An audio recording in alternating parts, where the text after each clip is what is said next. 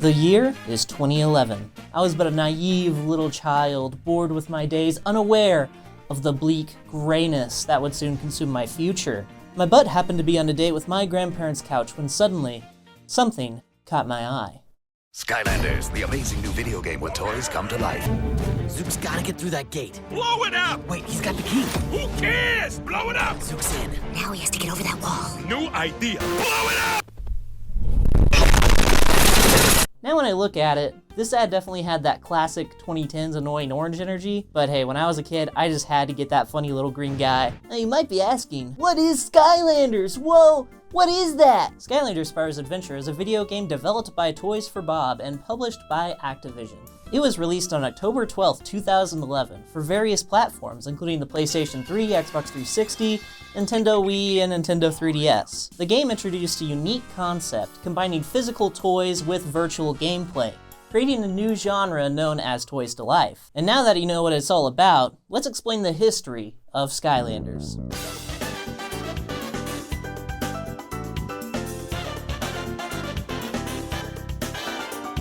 The main draw of Skylanders Spyro's Adventure and the largest point in its marketing is its innovative gameplay gimmick. The game incorporated physical figures called Skylanders that players could put on the Portal of Power, which then transported the characters into the virtual world. You want to know how this works? Well, let me tell you. It's literally magic. You see, Bob Fortoys, co-founder of Toys for Bob, was born in 1935. He went to college in the 80s, amassing experience as a computer programmer. But little did he know, the digital landscape would soon change forever. One thing led to another, and he ended up founding Toys for Bob in partnership with Fred Ford and Paul Reich III. In 2005, Activision acquired the company, and just knew that they were the perfect fit to create a new game in the Spyro franchise. Bob was in his office, racking his brain for new ideas, when suddenly, his heart started beating. His breath grew ragged, and he knew what he needed to do. You see, Bob was hiding something from the world. This Bob, this unassuming old man with a long white beard. Yeah, he's actually the 31st reincarnation of Merlin the Wizard. Weak with old age and on the verge of passing on, Fortoys decided to transfer the rest of his magical power into the first thing that he saw, and with his dying breath, he saw a tiny trash can lid. I don't know why, it was in his office, don't ask, I don't know, man. But hey, the Portal of Power was born. Look at that. Fast forward several years, and people were playing Skylanders all over the globe. The tactile action of slamming plastic together and seeing a cute, marketable creature show up on your screen, that was truly groundbreaking. Man, if only gacha games were like this.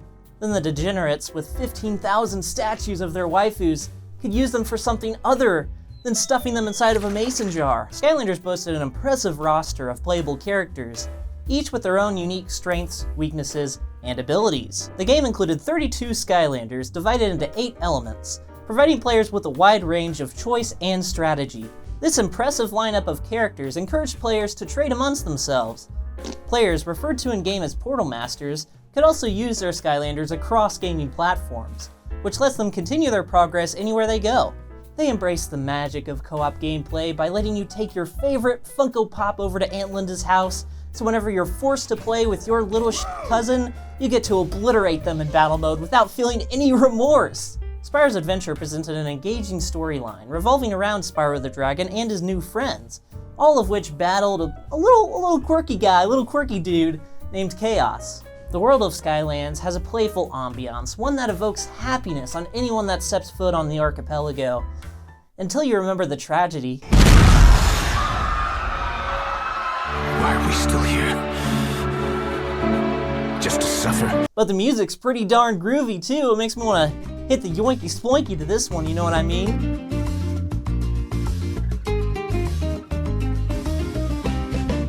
Here's a quick rundown of the rest of the franchise. I'm a giant. Booyah. Watch out, watch out! Watch me swap with Stink Bomb. Why would you want to stink? Oh, there are plenty of reasons to stink, my friend. A demonstration. First comes the mist. Now, when you beat a bad guy, you can capture him in a crystal trap. Then send him back to fight for you. Vehicles are coming to Skylanders. Now you can kick your adventure into overdrive. Also, there were some spin-offs that were definitely spin-offs. A Webkinz type beat, Yu-Gi-Oh!, Dragon Veil, whatever the hell this is. And of course a pay-to-win gacha game. Because you didn't spend enough money collecting all your favorite characters physically, now you can wail on them in a virtual setting.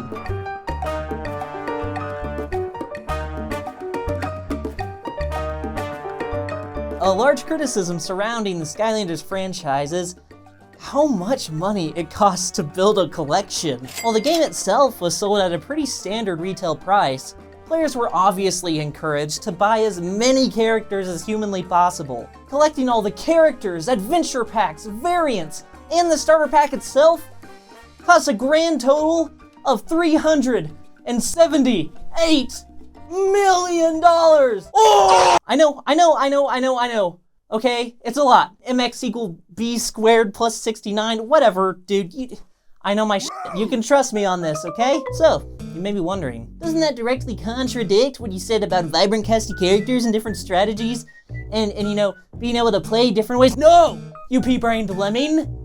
Of course not. If you were on your Sigma Andrew tanked grind set, then you would have a green chompy mage by now. This pay-to-play aspect led to a significant financial investment, one that I'm sure probably turned a lot of parents off from getting their children the best game of the century. And yet, I believe it was Walt Whitman who once said, "Get you a bag and spin it on some dumb shit for real. And despite its innovative concept, the gameplay of Skylanders can get repetitive over time. The game relied heavily on basic combat encounters, simple puzzles, and collecting quite a few items. And while that's enjoyable initially, it's not very repeatable. Some players felt that the game lacked that variety and depth, you know, that spice of life. And that's why you just buy more characters. I mean, what do you think your credit card's for? Furthermore, the declining interest in collecting physical toys contributed to the franchise's downfall. While it was a unique and innovative aspect at the time, the market for these figures really shrunk after a couple of years. Although the developers attempted to innovate after the first game, it just didn't really cut it. But the community, they innovated in their own way, in the way of videos, in the way of epic memes, and of course beautiful fan art that really just honors the legacy of this amazing franchise. And now that we've stated the obvious, now that we've talked about every single point that every other single video about Skylanders' downfall has talked about, let's get into the real reasons that Skylanders died. The reasons that Trigger Happy doesn't want you to know about.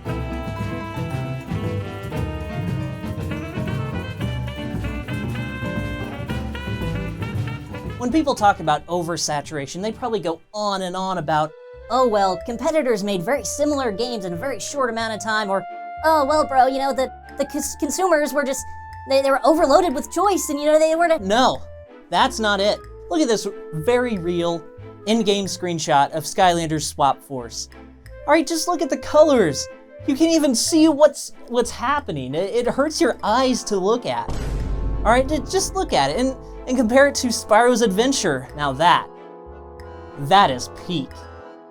All right, that is peak right there. If they just desaturated the image, the franchise would still be around today. All it does is make you look like an amateur, like you don't know what you're doing.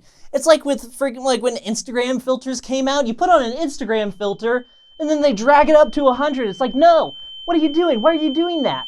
And it just makes you look amateurish. It hurts your eyes. I feel like I'm gonna get a migraine looking at this. Also, what in the actual fuck did they do to Chompies? It looks like it was put through the Vegetti. Finally, in 2015, a group of anonymous hackers were able to breach Activision's server, and they released a mountain of evidence that sparked hundreds of controversies among the Skylanders community. And this one is a doozy.